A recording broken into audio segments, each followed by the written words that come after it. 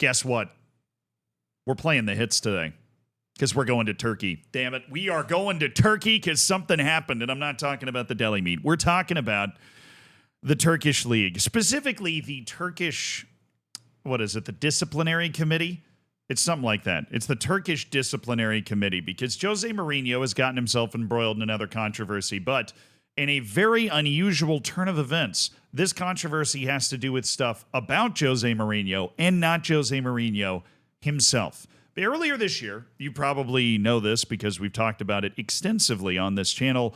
Earlier this year, Jose Mourinho was suspended. He's been suspended multiple times. He was actually suspended for 4 games for just acting out, right? He's done various things in Turkey, like trying to show the referee a laptop with the replay, saying that, talking unbelievable shit about the referees, saying that it's impossible for his team to win the league because it's rigged. He said all sorts of things, right? And this is in important context where he's managing Fenerbahce, which is a team that has felt like the league was out to get them for a long time.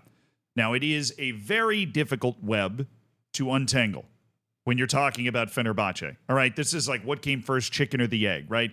The league and teams within the league hate Fenerbahce because they feel like they're always trying to get preferential treatment. Fenerbahce hates the league and a lot of the other teams because they feel like they're always out to screw them over. And in the end, both things are probably happening, but it's definitely a real perception, right, that Fenerbahce feels like it's being screwed over. This is a deep core issue at the club. They've managed to also bottle the league in ever more spectacular fashion over the last couple of years, and so they are bitter and sad and frustrated.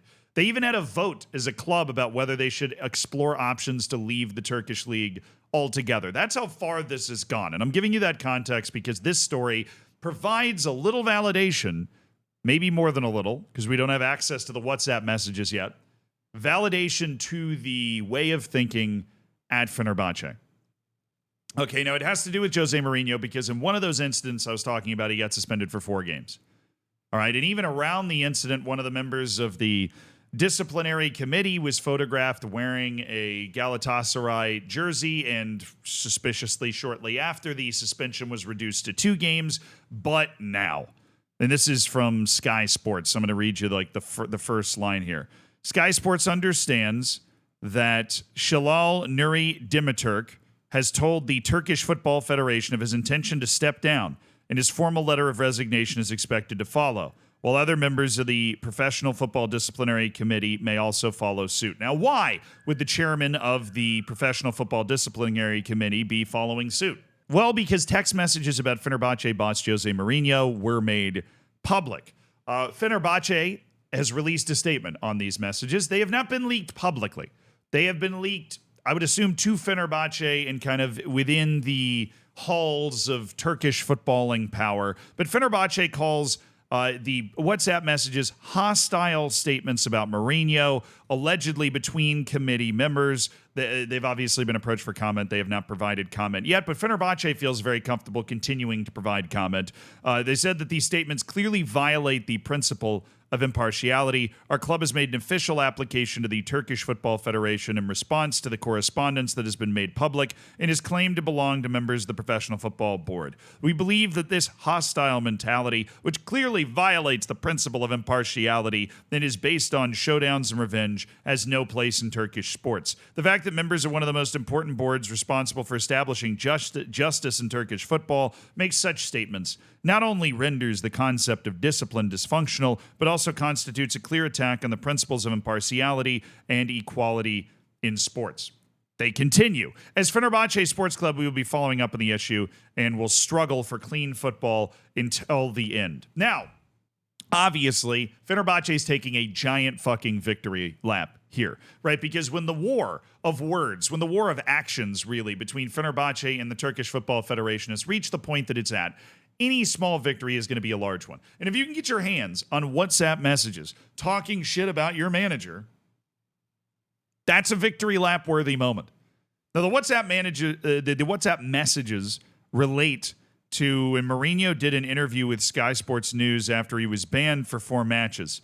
And he was talking about, he actually mentions Then it comes to the public eye that the chief of the disciplinary committee is celebrating among friends in a Galatasaray shirt. It was exposed on social media. Then my ban was reduced to 2. Only here can you understand the dimension of it. All this kind of illusion that Jose Mourinho's engaged in since he was in Turkey. Like, if you're not here, you can't understand how corrupt all this shit is. This is crazy. You know, like he almost sounds like a guy that's wearing a tinfoil hat, but these WhatsApp messages apparently provide proof that he's not just wearing a tinfoil hat. And obviously, if, right, we live in an era where people don't resign very freely. If Shalal Nuri Demirturk is, before this stuff even becomes public, if he is resigning voluntarily, probably not voluntarily, he's probably being forced by somebody above him because the optics of the whole thing. But if the optics of the whole thing are bad enough because of these text messages, they have to be really bad.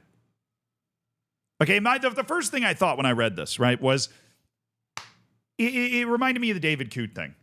Like, obviously, David Coote had a lot of personal problems going on, and he shouldn't have been a referee in the Premier League. But you can't tell me that referees don't have actual personal opinions on teams, on players. They're human beings. Now, what you can never do is express those publicly. Maybe to your family, maybe to a dear friend, but you cannot get caught on video expressing those because it will draw into question the impartiality of the entire process, right? You do not want to know whether your ref kind of hates a particular player because he finds them annoying, right? He gets bothered when they come up to talk to him or whatever, or hates a particular manager because he had a weird standoff with him one time and doesn't like him. But I always will believe referees have that stuff. Now, what referees have to do is not talk about it publicly and overcome it and be impartial anyways. And generally speaking, I think referees do a pretty good job of that. It is difficult to not let your personal opinions of people affect the way that you judge things, right? But referees have to do that. That is a job requirement. But these guys have these opinions. Certain referees hate Pep. Certain referees love Pep. Everywhere in between. They've got an opinion on Enzo Fernandez, right? Maybe they don't like his neck tattoos, and they're like, I don't like that guy very much. He's annoying. I'm assuming, at least when I first saw this, that's what was going on. That what we had was basically a group text where this guy, Shalal Nuri Demirturk, was talking freely in a way that he shouldn't have been, right? Because of his position. He's not a referee, but he is the head chief of the disciplinary committee, where he's sitting down and going, this Jose Mourinho. Every time we talk to him, every time we bring him in, he's so annoying. He keeps bad-mouthing us. It's really pissing me off, and I wish he would stop doing it. Right? That sort of stuff. Because I wouldn't be surprised if the majority of disciplinary committee heads anywhere Jose Mourinho has ever managed have had a very similar opinion. Right? That if you were in a disciplinary position, that's just got to be the way that Jose Mourinho makes you feel.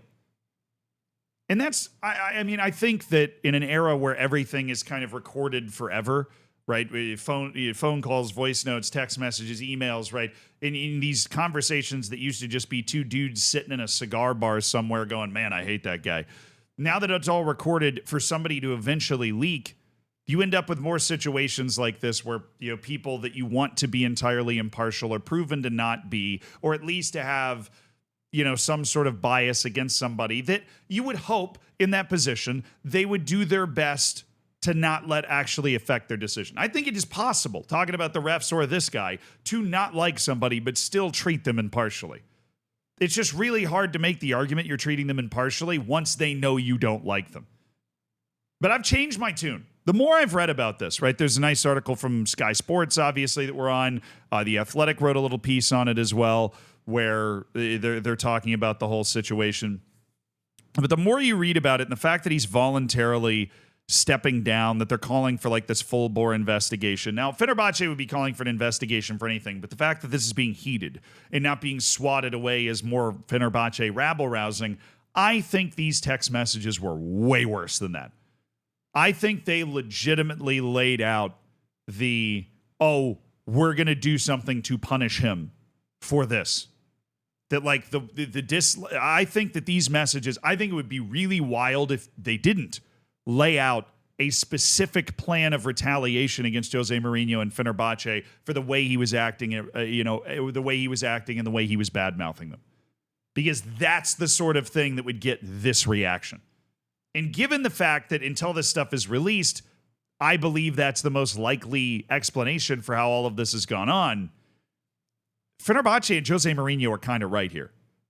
If you've got the head of the disciplinary committee, if you've got these disciplinary committee people in general conspiring, I mean, that's the actual word here. If they are conspiring to fuck you over, you got a case.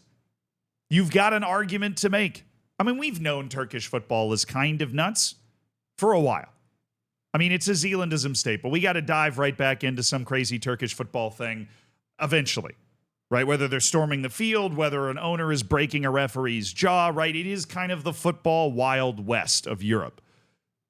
But now you start to get hard proof because it's just been accusations flying around, and I'm sure people will claim that there's been hard proof of this before. But if you can get actual, they should release these publicly. And I would imagine the Turkish Football Federation does not want to do that, which is why they're trying to paper over it by getting rid of all of these guys. If you can get these released publicly, this is going to buy Fenerbahce years worth of valid complaints, basically. Because if you're talking about the arm that is suspending people and deciding how long suspensions are going, and they are taking specific retaliatory, got to break out the big words, actions against your team. Damn. It's like when the conspiracy theorist is right. It's a weird feeling.